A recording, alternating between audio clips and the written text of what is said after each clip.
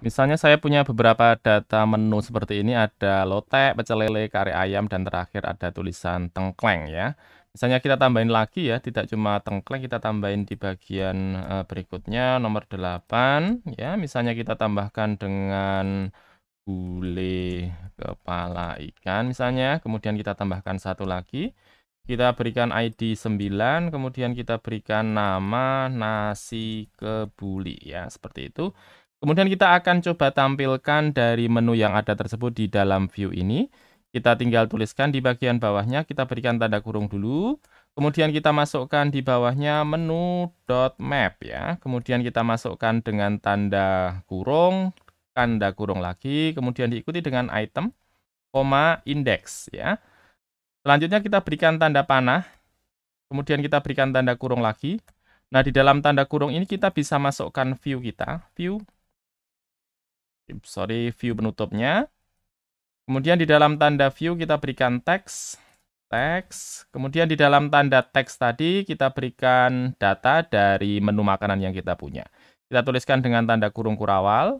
Kemudian diikuti dengan item ya. Item ini adalah sesuai dengan yang di dalam kurung ini, tulisannya adalah item, kemudian kita ikuti dengan titik, kemudian diikuti dengan nama di bagian objek yang ada, yakni adalah nama menu. Kita tuliskan nama menu.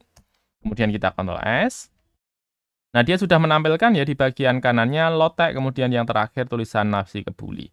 Kalau kita akan memberikan indeks di bagian view, bisa juga kita berikan di dalamnya key sama dengan tanda kurung kurawal diikuti dengan indeks. Kemudian kita Ctrl S.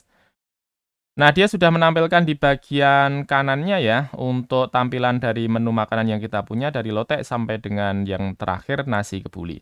Coba kita berikan style sheet, kita import dulu di bagian atasnya, style sheet.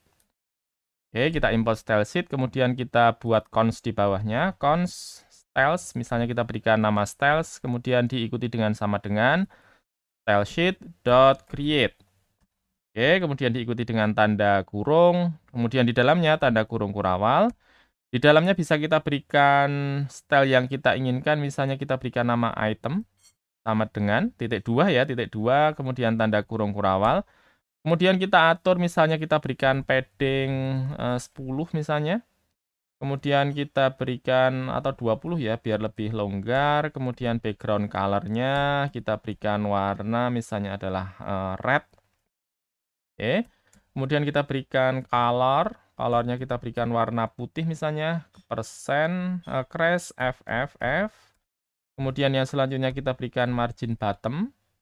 Margin bottomnya kita berikan 10 misalnya, kemudian kita berikan font size-nya, ukurannya kita besarkan misalnya adalah 30 ya.